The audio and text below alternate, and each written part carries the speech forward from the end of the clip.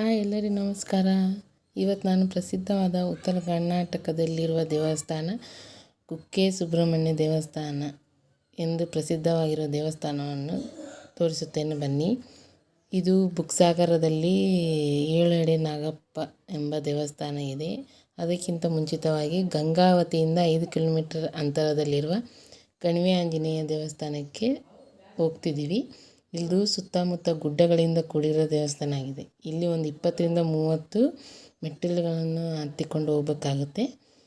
ಇದು ಉದ್ಭವ ಆಂಜನೇಯ ಆಗಿದೆ. ಗುಡ್ಡದ ಮೇಲೆ ಮೂಡಿರುವ ಆಂಜನೇಯ ಇದಾಗಿರುತ್ತದೆ.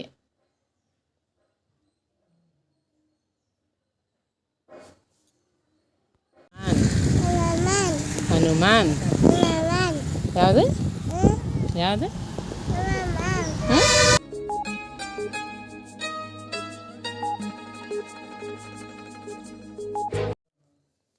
ಇದೇ ನೋಡಿ ಆಂಜನೇಯ ದೇವಸ್ಥಾನ. ಹಿಂದೆ ಗುಡ್ಡ ಕಲ್ಲಿದೆ, ಅದರ ಮೇಲೆ ಆಂಜನೇಯ ಮೂಡಿ ಬಂದಿದ್ದಾನೆ.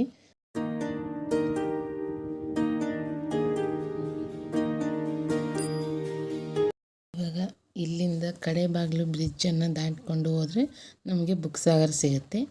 ಗಂಗಾವತಿಯಿಂದ 14 ಕಿಲೋಮೀಟರ್ ಅಂತರದಲ್ಲಿ ಬುಕ್ಸಾಗರ ಸಿಗುತ್ತೆ. ಇದೇ ಕಡೆ ಬಾಗಿಲು ಬ್ರಿಡ್ಜ್. ಇದು ತುಂಗಭದ್ರಾ ನದಿಗೆ ಅಡ್ಡಲಾಗಿರುವ ಕಟ್ಟಿರುವ ಬ್ರಿಡ್ಜ್ ಆಗಿದೆ. ಇದು ಇಲ್ಲಿಂದ ಕಂಪ್ಲಿ ಬ್ರಿಡ್ಜ್ ಮತ್ತು ರಾಯಚೂರಿಗೆ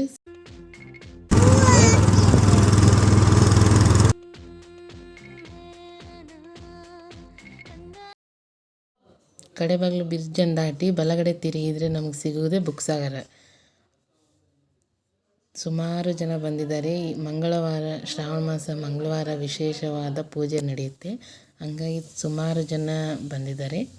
ಇದೇ ಬುಕ್ಸಾಗರ ದೇವಸ್ಥಾನ, 7 ಅಡಿ ನಾಗಪ್ಪ ದೇವಸ್ಥಾನ.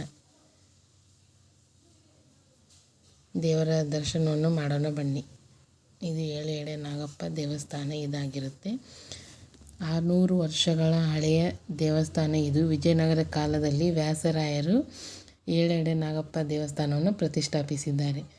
ಕರ್ನಾಟಕದ ಮೂಲೆ ಮೂಲೆಗಳಿಂದ ಭಕ್ತಾದಿಗಳು ಬಂದು ತಮ್ಮ ನಾಗದೋಷಗಳನ್ನು ಪರಿಹರಿಸಿಕೊಂಡು ನಾಗದೇವರ ಪೂಜೆಯನ್ನು ಸಲ್ಲಿಸಿ ದೇವರನ್ನು ಬೇಡಿಕೊಂಡು ಹೋಗುತ್ತಾರೆ.